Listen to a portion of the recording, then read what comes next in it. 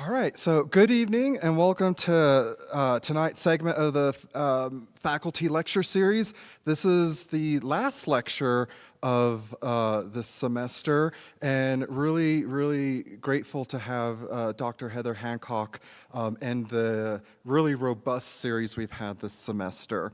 So for those of you who don't know who I am, I'm Jess Gallardi. I am professor and director, and I coordinate the series, so thanks for attending tonight. And keep an eye out because we'll restart the lecture series in the fall. So tonight's event is presented by our guest lecturer, Dr. Heather Hancock. And as a pianist, educator, and activist, Dr. Hancock is passionate about the intersection of artistry and social justice. Heather has also been an artist ambassador for International Justice Mission and Anti-Human Trafficking NGO, and has been a guest lecturer and performing artist at several universities and civic organizations, generating conversations around the role of music in creating a just world. Dr. Hancock received her doctorate in piano performance from the University of Georgia in 2024. Her research explores solo piano works that directly confront traumatic realities. And I usually give some sort of overview, but I'll let Dr. Hancock do that herself. But tonight's lecture is titled Transposing Trauma: An Exploration of Music and Artistic Activism. So help me in welcoming Dr. Hancock.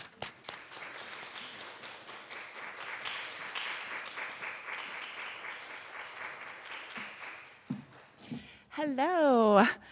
Thank you so much for this opportunity. I especially want to thank Dr. Anna Hawkins for coordinating. Anna and I were fellow doctoral students at UGA, where many visitors assumed that she was my daughter, a fact that I love. I'm truly honored to be with you today and to share my passion for music as a vital resource for transposing human suffering, sparking empathy, compassion, healing, and inspiring social justice. In short, my research investigates the lives and music of 4 female musicians whose work confronts 2 historic genocides, the Armenian Genocide and the Holocaust, and examines the interplay between her biography, her artistic intent, and the musical substance of her work.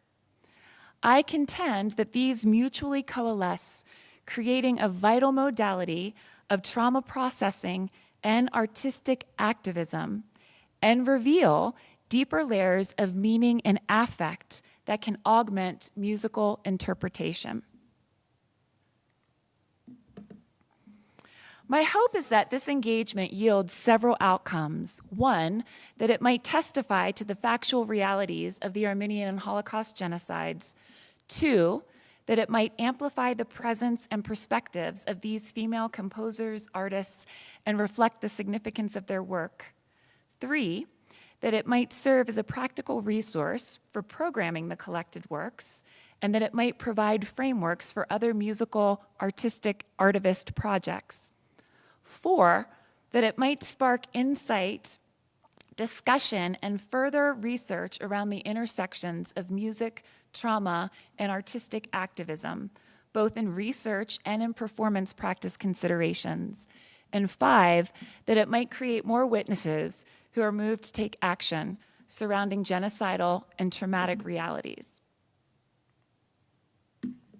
In 2012, I received a wonderful opportunity to serve as the artistic director for Expressions for Justice, a performing artists collective based in The Hague, Netherlands, that represents International Justice Mission, the largest anti-human trafficking organization in the world. The Expressions Collective included professional visual artists, photographers, filmmakers, writers, poets, actors, singer-songwriters, and classical musicians committed to employing their craft to confront the harsh realities of injustice and inspire hope and vision for social change. Our monthly gatherings consisted of ongoing education regarding the human trafficking crisis, as well as brainstorming and planning ways that would connect our artistic practices with all that we were learning. We curated concerts, galleries, and live performances guided by the conviction that our artistic resources were valuable and had a unique and vital role to play in the work of social justice. Over the course of my tenure, I continually witnessed art's ability to transcend surface-level realities and to usher performers and audiences into a shared experience of truth and beauty in ways that facts and dogma could not apprehend. This work was a catalyst for creative, collaborative, interdisciplinary projects that inspired and informed me both as a musician and as a human, and provided a much-needed outlet for me and other artists to synthesize our passions for music, the arts, and for social justice.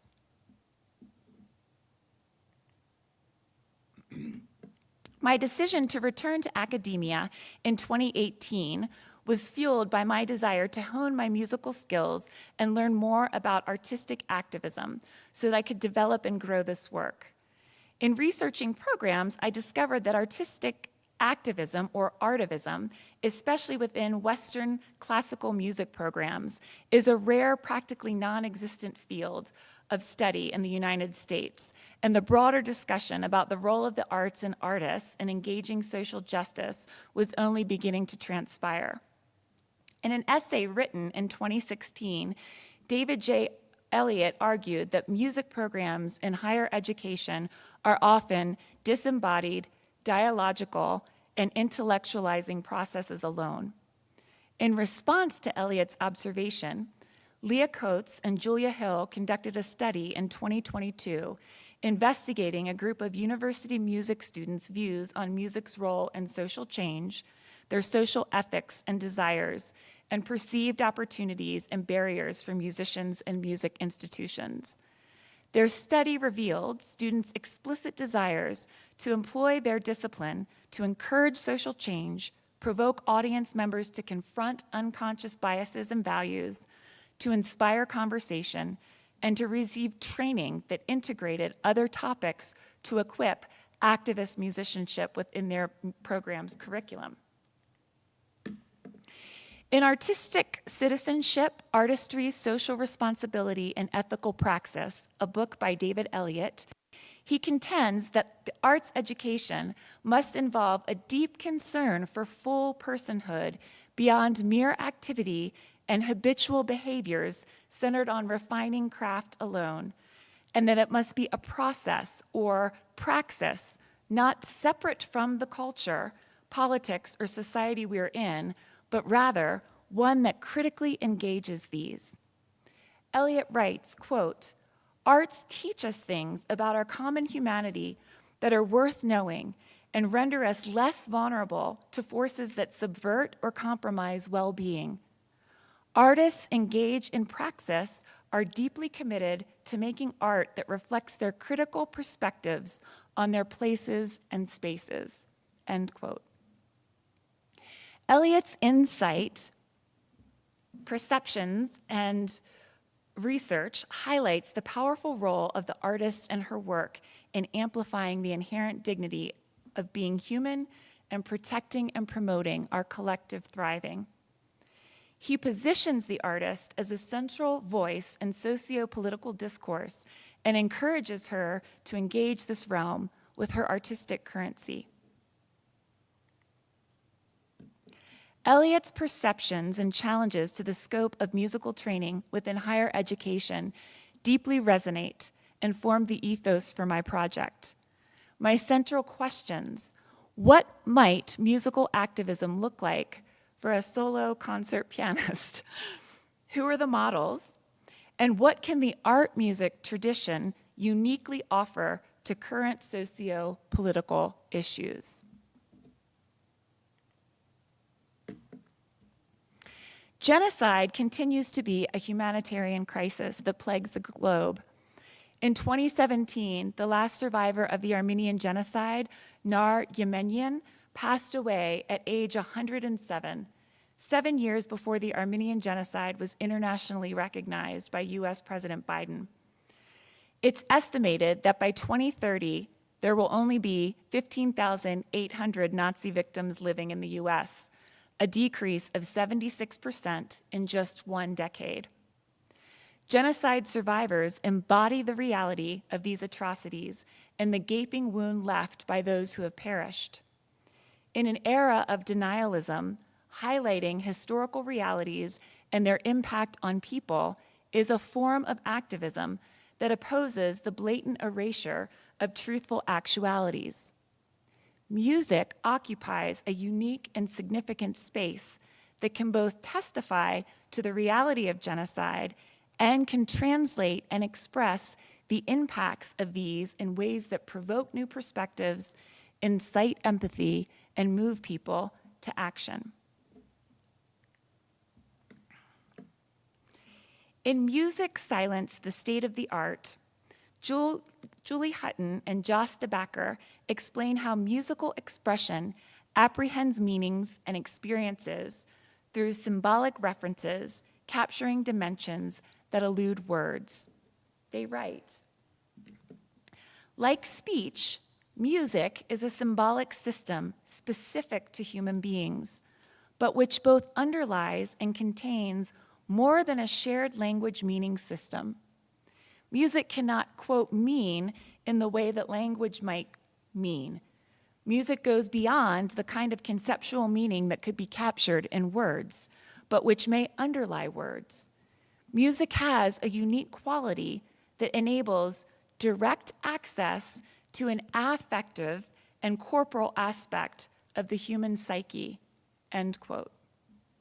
Further, music's ability to communicate and express metaphorically make it a powerful resource for victims whose trauma realities have left them unable to testify verbally. In the book, The Body Keeps the Score, Brain, Mind, and Body in the Healing Trauma psychiatrist Bessel van der Kolk explains, quote, the capacity of art, music, and dance to circumvent the speechlessness that comes with terror may be one reason they are used in trauma treatments in cultures around the world, end quote. Music's metaphorical expressions that capture emotional and psychological realms of lived trauma experiences create effective testimonials that allow others to bear witness. In Sonic Witnesses, Music, Testimony, and Truth, a book by Ariana Phillips Hutton, she highlights how this transpires.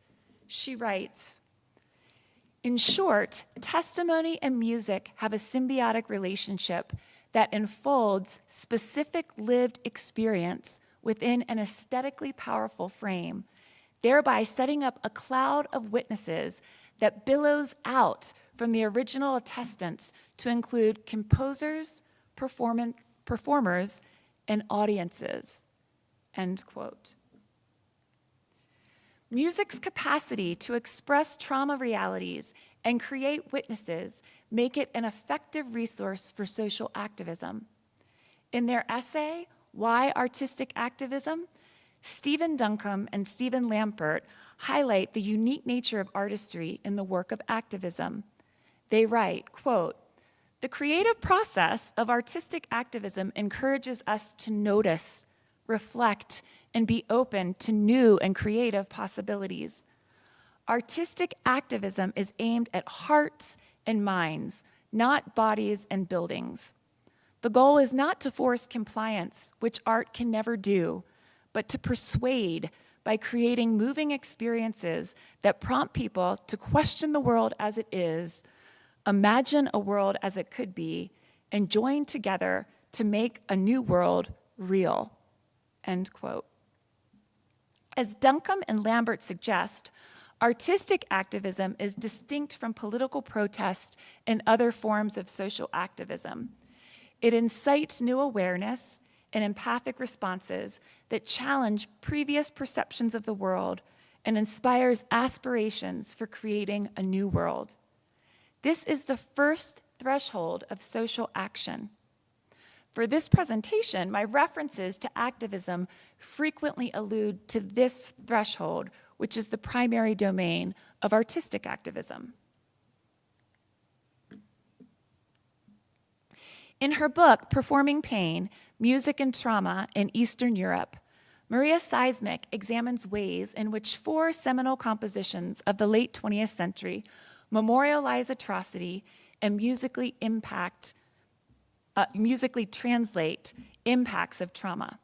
Seismic writes, quote, "Because music can both resonate with individual mental experiences and circulate within social discourse, music's ability to bear witness arises on several levels. As a result of the music itself, its formal, aural, and physically performative features, and as a result of its context and reception. Music can metaphorically perform the psychological effects of trauma, both the disruptive features and those that occur during recovery," end quote. Seismic scholarship integrates trauma research to highlight potential layers of meaning and affect embedded in the work she explores, and in doing so, reveals connections between musical expression and lived trauma reality. Given the genocidal theme of this project, I've drawn from Seismic's approach, integrating trauma research alongside biography, composer intention, and musical analysis to seek out new potentials and meanings and verify my own instincts and intuition regarding music's expressive and healing capacities. To reflect the components and their interplay, I'll share biographical accounts of each musician that highlight her lived trauma reality and reveal her artistic intentions, and I'll offer an interpretive musical analysis that views select musical features as expressions of trauma impacts and recovery processes in hopes of providing a rich and truthful contextualization for experiencing the music and its manifold dimensions. I've used Bessel van der Kolk's book, The Body Keeps the Score, widely recognized as the preeminent source on trauma, to explore specific aspects of trauma processing. So we're going to start with Natalia Karp. But before we do, I'm just going to play a little clip of what we're going to be talking about.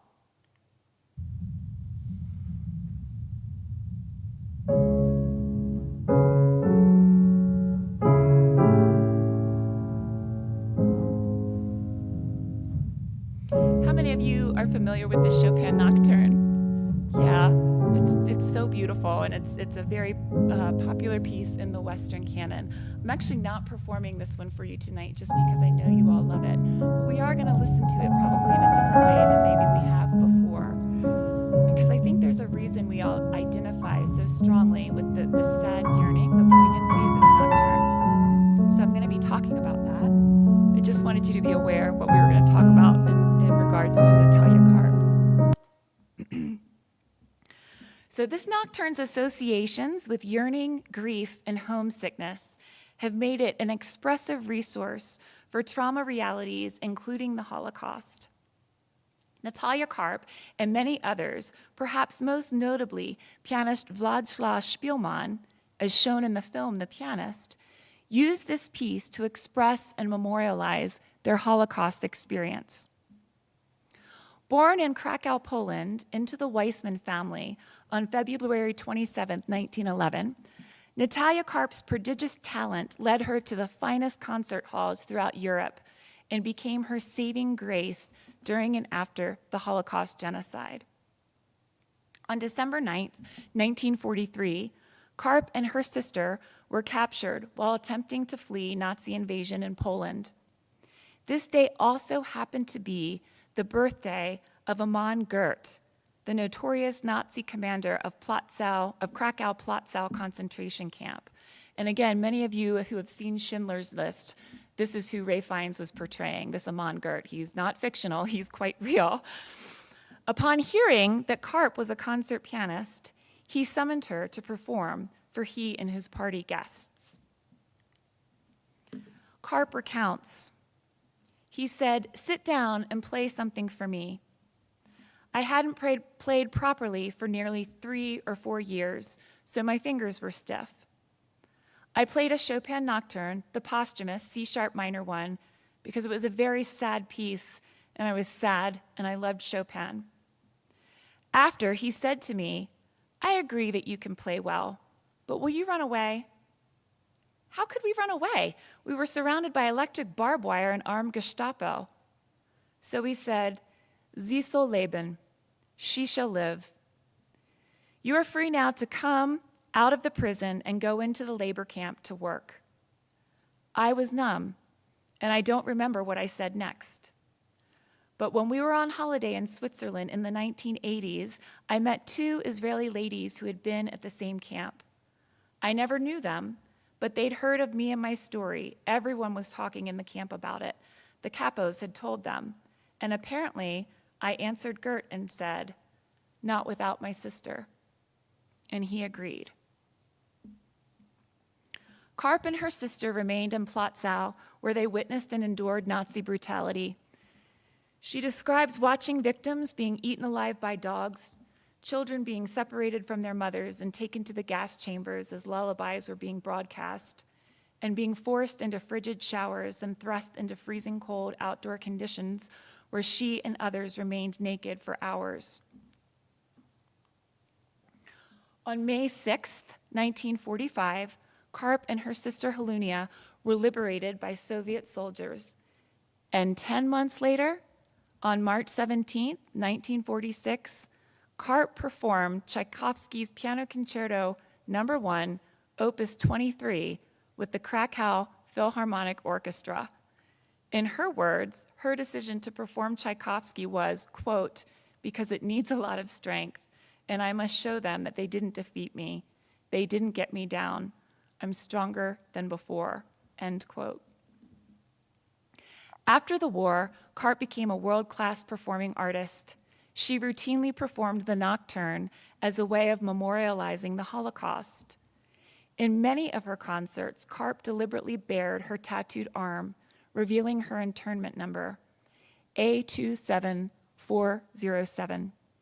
And she often placed a small pink handkerchief on the piano as a sign of the femininity and luxury that she could only dream of during the Holocaust. In an interview with Karp's daughter, scholar Anne Karp, Karp shared that music was an expressive outlet for her sadness and grief, which could not be captured in words. In referencing her life before and after the Holocaust, her daughter Anne asked her, because your life was divided totally into two halves, what continuity was there between them?" Karp answered, quote, "No words, only the music, nothing else," end quote. When asked why she chose to play the C-sharp minor nocturne during her interment, Karp's response was brief, "Because it was a sad piece, and I was sad, and I loved Chopin." There are many musical features in this nocturne that express sadness: the C-sharp minor modality of the A theme, the tempo marking, delayed harmonic resolutions prolonging tension, and the ternary form of the piece, which opens and closes with the sad, somber main theme. But other expressive features within this work create a nuanced expression of, quote, sad that would have resonated with Karp. Upward leaping octaves, the rise and fall that express the rise and fall of yearning, and a miniature mazurka symbolizing Polish culture are two musical features that together project the throes of yearning for a home and culture that cannot be returned to. There are many musical examples that use octave leaps to convey yearning. As Seismic points out, consider the opening octave leaps in Somewhere Over the Rainbow that musically represent Dorothy's wish to catapult herself out of Kansas and into a new world. Seismic also highlights the use of octave leaps in her analysis of Gorecki's Third Symphony, revealing how these metaphorically enact the yearning that transpires in the wake of traumatic loss, signifying the compulsive desire and relentless search for what is gone. So we're just going to listen to a tiny little opening again of this nocturne, and I'll just point out the octave leaps and see if kind of hearing that they could possibly be metaphors that are kind of this yearning, this reaching, is what we're listening for. You can see, for those of you who are fluent in reading, I've kind of shown how the octaves happen in the opening section and they just keep getting bigger and bigger and bigger. And so we've got these octave leaps, and here we have 2 octave leaps, and here we're back to this octave leap. It's definitely a theme, and it's a theme throughout Chopin's other writing as well, this rise and fall of yearning.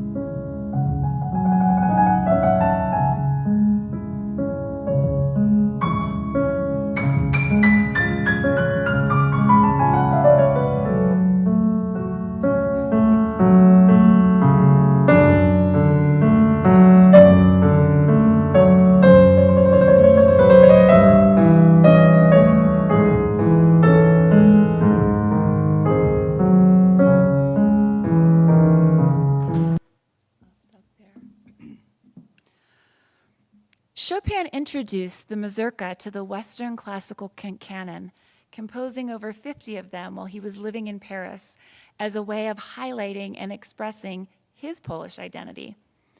As a distinctive Polish idiom, the mazurka section of the nocturne may provide contextualization for the yearning and sadness expressed in the A section's main theme, signifying Poland as the object of yearning, a yearning that Karp and Chopin shared as fellow Polish citizens who had each experienced the loss of their home and culture due to the devastations of war.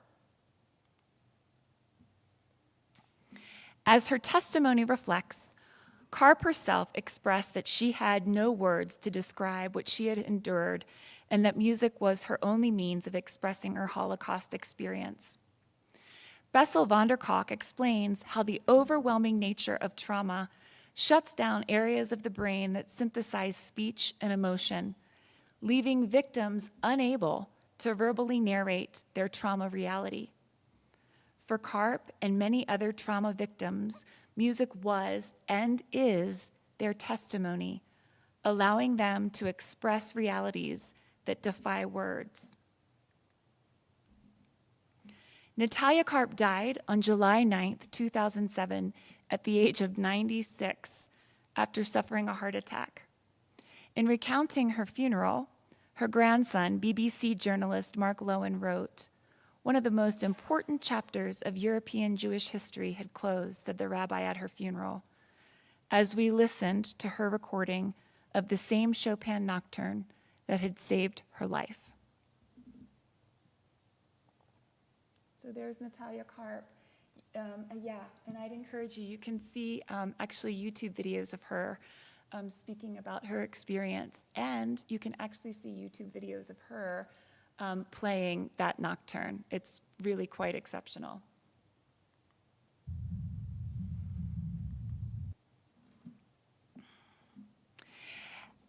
Aggie Yambor's only known piano sonata, To the Victims of Auschwitz, was composed in 1949 and premiered that same year at the Phillips Collection in Washington, D.C.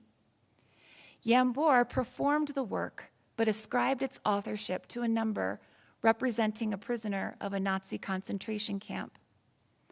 The Washington Post, unaware of Yambor's concealed authorship, reviewed the premiere, giving compositional credit to the cryptic number, furthering Yambor's desire to amplify the presence of those who had suffered Nazi brutality, a reality that Jambor knew firsthand. Born in Budapest in 1909, Jambor's prodigious musical talent was evident and nurtured from a young age. After making her concert debut, Jambor moved to Berlin in 1926, where she was introduced to many leading intellectuals and artists, including Albert Einstein, with whom she played duets. In 1939, Jambor and her husband, physicist Imre Patai, began a harrowing journey to evade Nazi captivity that would last nearly a decade. Jambor's autobiography, Escaping Extermination, published posthumously in 2020, provides a detailed account of the Nazi atrocities she witnessed and experienced, and reflects her unflinching courage, artistry, and resilience in the face of oppressive evil. I want to share one testimonial from Jambor's account that exemplifies these. In December 1944, Hungary's devastation was further compounded by the siege of Budapest, a 50-day battle where an estimated 38,000 civilians died through execution, military activity, and starvation. Jambor describes a 2-week period that she and Patai spent in an underground hideout with 6 other people during this time. Quote, "We never knew what time of day it was, for there was darkness around us all the time. Still, we were not completely unhappy. In fact, I might say, almost without exaggeration, that we had a pretty good time. Imre and Steve invented a number of quiz games that we played endlessly. The dancer toyed with the idea that after the war, he would do interpretive dances to all 48 preludes and fugues of Bach. I had to hum for him all the themes, and he would dance in the dark." End quote. When Jambor and Patai emerged from the cellar, the first thing they discovered was that they were completely blind from having spent so much time in darkness. Jambor and Patai immigrated to the US in 1947. By 1949, Jambor's career was blossoming, while Patai's health, due to the tolls of war, was failing, and he died that year. That same year, 1949, Jambor made her Carnegie Hall debut and composed her piano sonata entitled "To the Victims of Auschwitz." The second movement, entitled Epitaph, is the only movement in the sonata that is named, giving expression to Jambor's intention of memorializing deceased victims of Auschwitz. The static rhythmic structure, continuous major to minor modal shifts, tritone gestures, and polytonal fragments create an effect of unending and unresolved grief. The A section introduces the melody, composed of harmonic octaves, and the continuous, static, eighth note rhythm that remains throughout the entire piece. The harmonic progression is slow and repetitive, iterating the same major to minor modal shift in 2-measure spans. The stasis, or lack of harmonic and rhythmic development in the context of this movement, collapses forward harmonic motion, creating an expression of unending time. So again, this is a little fuzzy. I'm just going to play a little bit of the A section for you to hear these eighth notes that are moving from major to minor, just over and over and over again.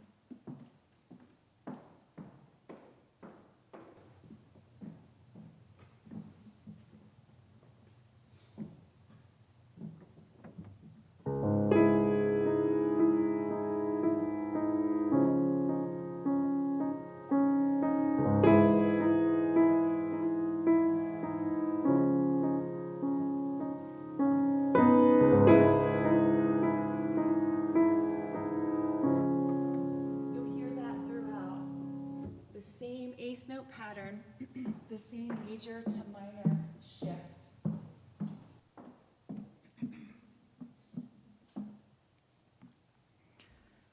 Bessel van der Kolk explains how overwhelming grief distorts experiences of time, leaving victims feeling frozen in their current state of suffering. He writes, "Most of us know from sad personal experience that terrible grief is typically accompanied by the sense that this wretched state will last forever and that we will never get over our loss. Trauma is the ultimate experience of this will last forever." The B section of Epitaph introduces a metrical shift from 3/4 to 4/4, a naturalized key signature, repeating tritone gestures, which are the most dissonant gestures in Western music, and polytonal fragments. The ostinato figures in the bass establish pedal points of D flat and then A flat, but the tritones in the inner voices and the shifting tonality of the melodic line evade a conclusive major or minor tonality. The effect of the shifting melodic line against the ostinato basses produces polytonal fragments that never resolve, resulting in a perpetual tonal ambivalence. I'll play just a tad so you can hear these. This dissonance where we have no sense of key.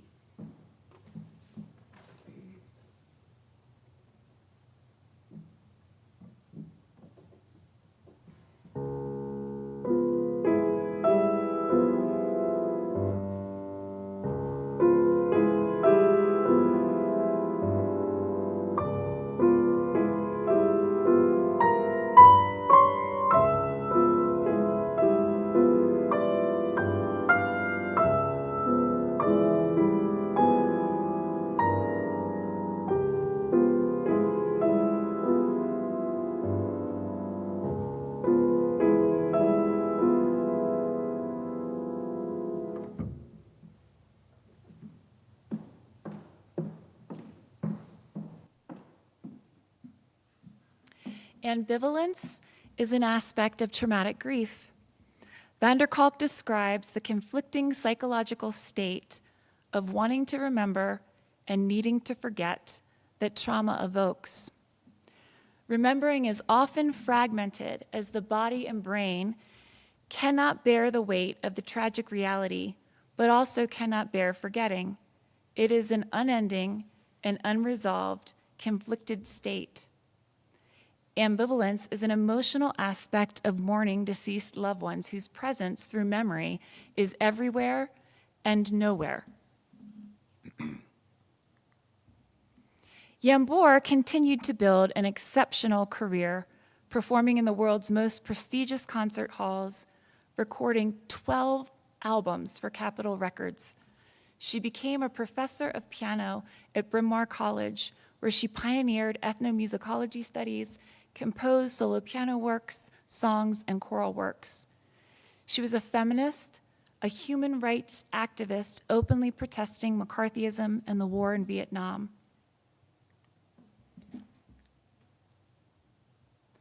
After retiring from Bryn Mawr, Yambor suffered through a 16-year battle with mental and physical illness, most likely due to post-traumatic stress disorder.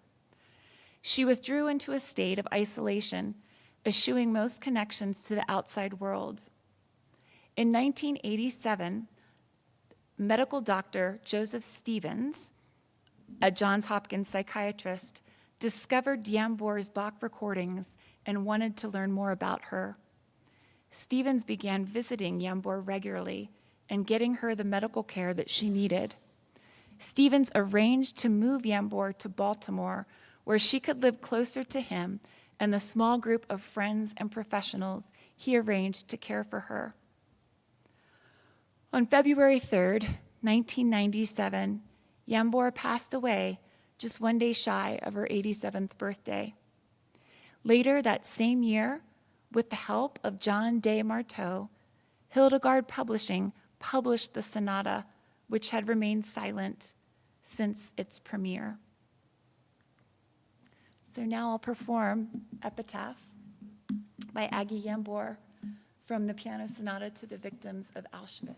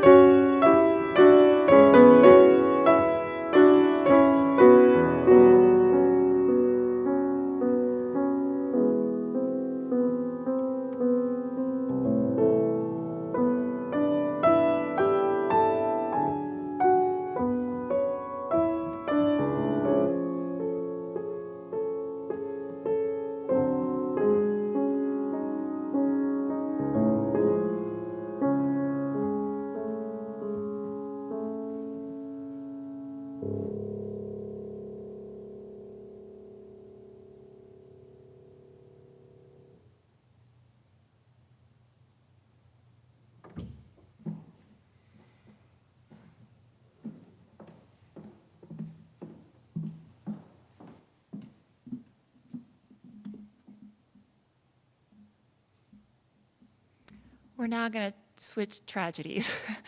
I promise it gets happy at some point. The light does come. Mary Kayumjim is an innovative composer, documentary filmmaker, and activist whose work highlights stories of marginalized people who have experienced trauma realities. Kayumjian has been personally impacted by transgenerational genocidal realities rooted in both her Armenian and Lebanese heritages. Born in 1983, Kayumjian was a child of Lebanese Armenian refugee parents who were deeply impacted by both the Armenian genocide and the Lebanese Civil War. In her dissertation, Kayumjian describes her family's experience with traumatic, oppressive realities and how these bear on their and her current existence. She writes, "The Armenian genocide is as far back as my own family history can be traced. While some of my family, of course, survived, most were murdered in front of their families. I know that my great-grandmother was orphaned and that she miraculously survived when she momentarily left her orphanage, only to return and find everyone slaughtered. I know that my grandfather watched his own father forced from the hair salon he worked and placed in a line with other men. He then watched as each man was shot, one at a time. I know that my great-grandfather had an esteemed reputation for transporting children on his back as he swam laps across a river to get them to safety. I also know that answers are missing to the questions about what happened to most of my unaccounted for family. Each of these tragedies have severely impacted and continue to impact my own family," end quote. The stories of dislocation, immigration, war, genocide, and racism that she's absorbed both generationally and firsthand are the stories she directly confronts and shares through her work, using her music to amplify the voices and stories of others. She writes, quote, "I'm never concerned if someone connects to the music I'm writing. It's always, do they connect to the storyteller? And is the music doing its job so that you can connect to the storyteller?" End quote. In 2009, Kayumjian composed a Gavni, translated Doves, a solo piano work that explores the Armenian genocide. The piece is a musical narration of a poem that highlights impacts of the Armenian genocide on a group of women from three historical points: 1910, 1915, and 1986.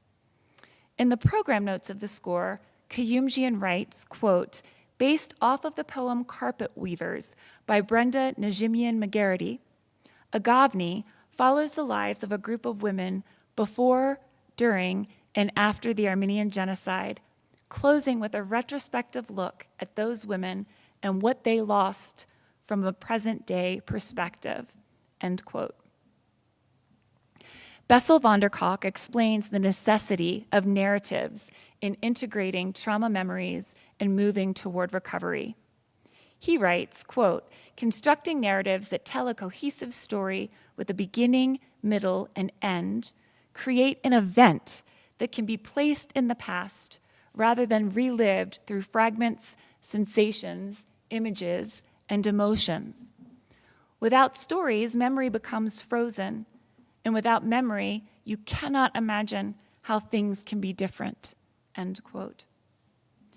Agavni's formal structure and Kayumjian's manipulations of the themes within this structure that metaphorically correspond to the chronology of trauma realities imbued by the Armenian genocide as referenced in McGarrity's poem are two compositional elements that coalesce to create the cohesive narration that Hancock describes. Agavni is composed in three contrasting movements distinguished by title, key signature, and temperament. The movements are titled chronologically by the years referenced in McGarrity's poem corresponding to historical records of the genocide: 1910, before the genocide; 1915, during the genocide; and 1986, after the genocide. The three-movement structure creates a framework with a beginning, middle, and end. The last movement, referred to in the program notes as a retrospective, metaphorically positions the genocide as an event of the past, enacting the aspect of trauma processing that frees the present of disruptive, fragmented memories by placing trauma realities from the past in the past, as Hancock describes. There is one motive and two themes expressed throughout the three-movement structure. Through manipulations of transposition, fragmentation, inversion, and augmentation, the treatment of these themes metaphorically enact the historical arc of the genocide, bolstering the narrational cohesion of the work.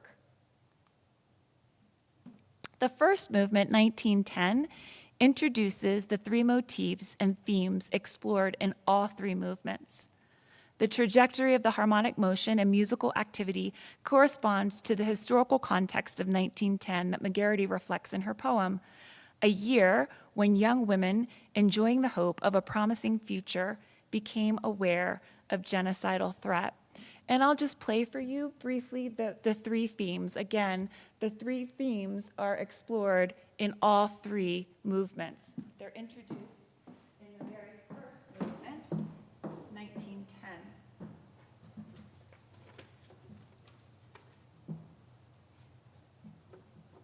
Here's the motif. I think of this kind of as the flying motif that goes along with, this metaphor of doves.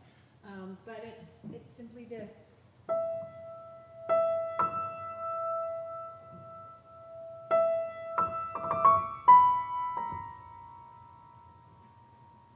So that's the motif. Here's the first theme.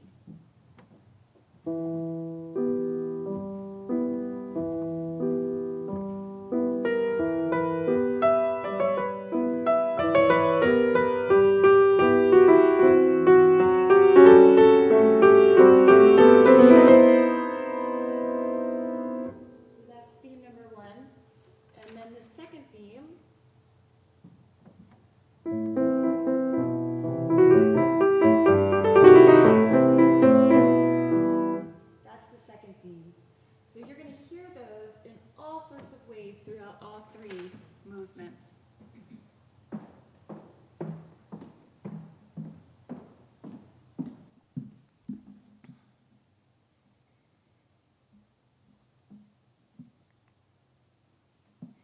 Movement 2, 1915, is a sonic expression of aggressive violence that immediately confronts the listener with dissonant tritones and forceful dynamics. The opening motif has carried over from the first movement and is now fragmented and iterated with repeated tritone dissonance. Throughout the movement, the motivic material undergoes continual inversion, fragmentation, with bursts of extreme dynamic force, musically depicting the genocidal violence of 1915 referenced in McGarrity's poem. The final movement, 1986, A Delicate Lullaby, opens with a presentation of the main theme. The first motive and main theme are augmented throughout the movement by rhythmic values that are doubled, projecting an expanded sense of time. The movement ends with a final articulation of the main theme closing on the tonic note of C sharp, ending the whole work with a point of resolution. These elements coalesce to enact McGarrity's text, which projects an already not yet resolution of the atrocity through an eternal projection of time. Through the structural form and thematic manipulations, Agavni creates a cohesive, metaphorical narrative of the Armenian genocide as referenced in McGarrity's poem, and positions it as an event of the past, enacting an aspect of trauma memory integration, a phase of trauma processing and recovery. In an interview I had with Kayumjian, I asked her, "What do you hope audiences might experience from your work?" She answered, "Space to reflect and empathize with people who have experienced difficult and extraordinary things." End quote. So I will now perform Agavni.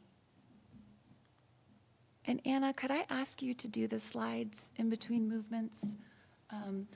This is McGarrity's poem that I've been referencing. And so this is the poem that the first movement is based on, and then there'll be another stanza of the poem that is the second movement, and then a third stanza of the poem that goes with the third movement.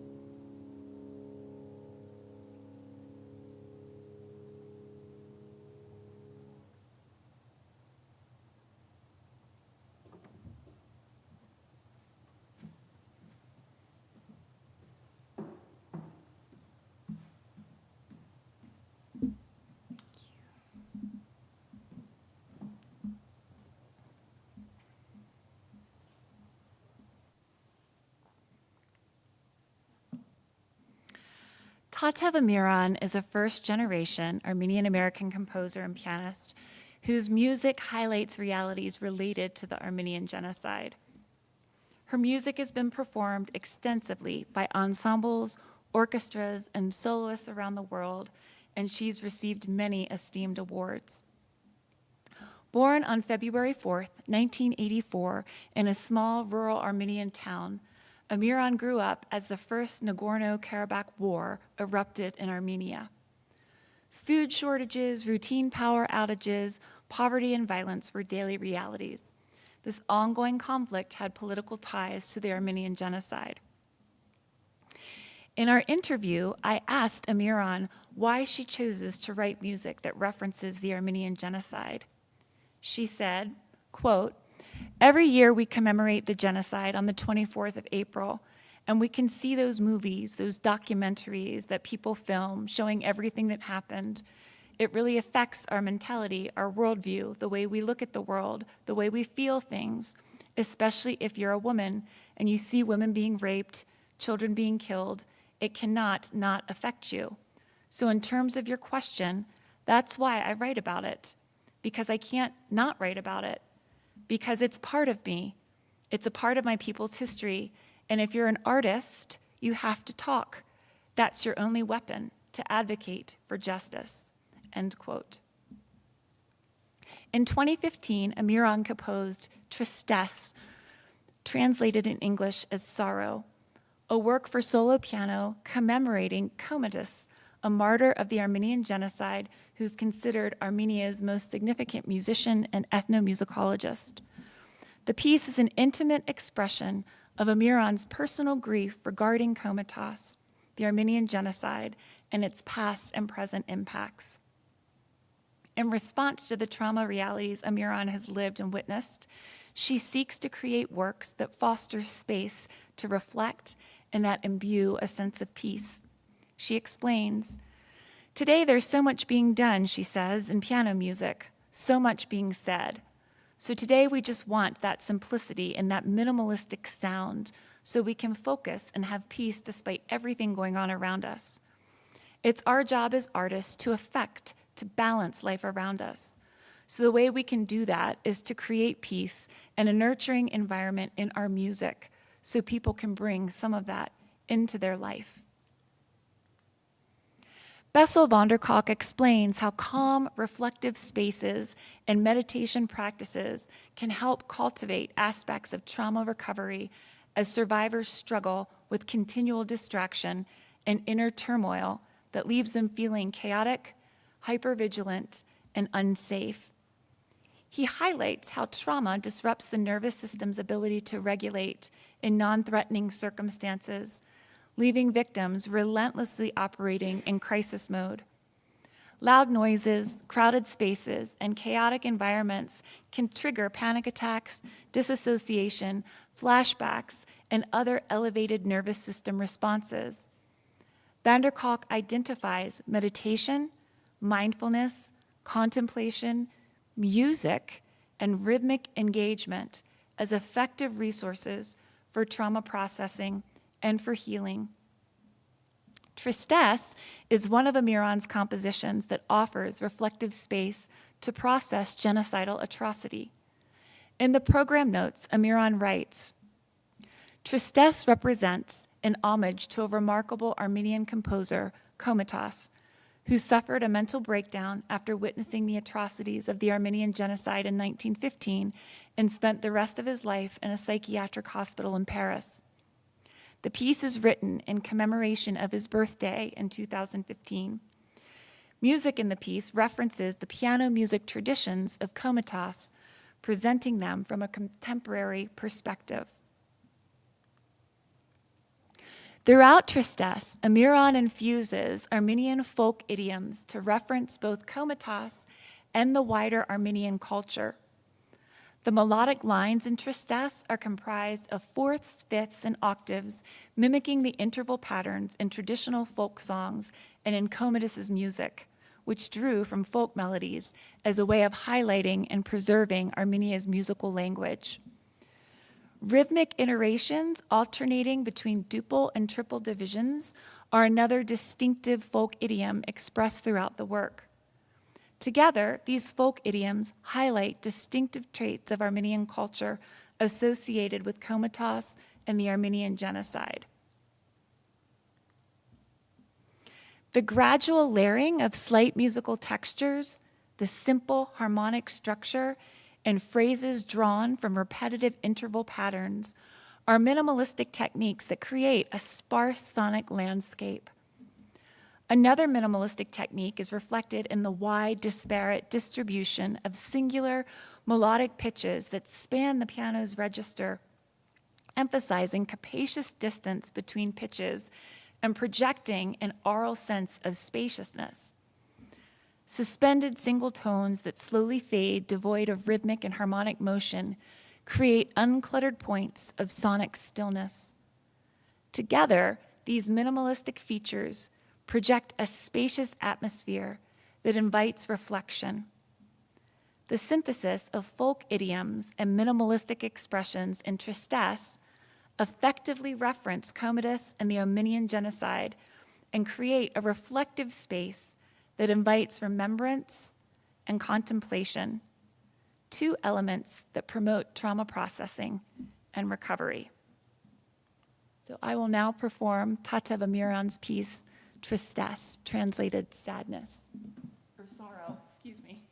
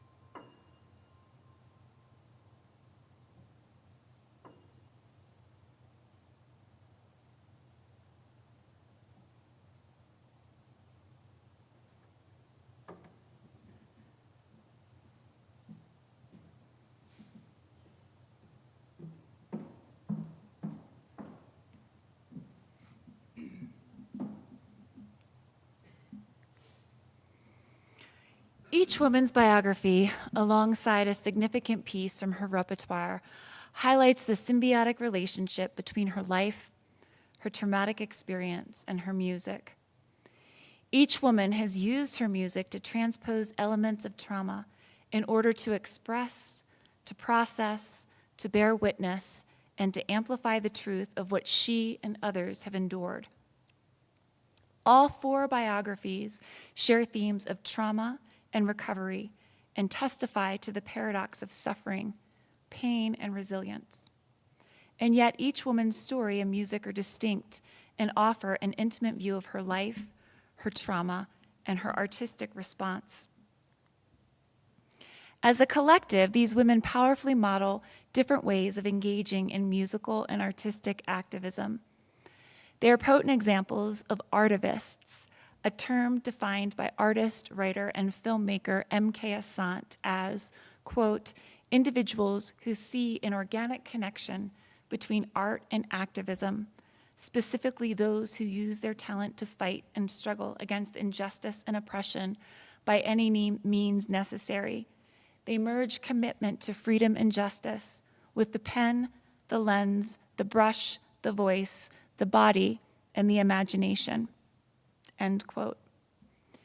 Integrating trauma research and musical analysis reflects potential discoveries that arise from employing an interdisciplinary approach, revealing new layers of meaning and affect that inform across disciplines.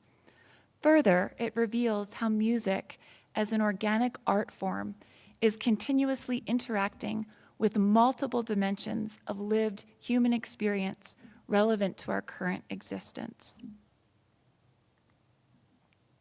There's another poignant point that Hancock makes regarding music and trauma. He writes, quote, music binds together people who might be individually terrified, but who collectively become powerful advocates for themselves and others. Along with language, dancing, marching, and singing are uniquely human ways to install a sense of hope and courage. Hancock's insight emphasizes music's capacity to ignite shared experiences of being human that promote our individual and collective thriving. That's all I got. Thank you so much. Thank you. Thank you. Thank you. Thanks so much. Really appreciate it.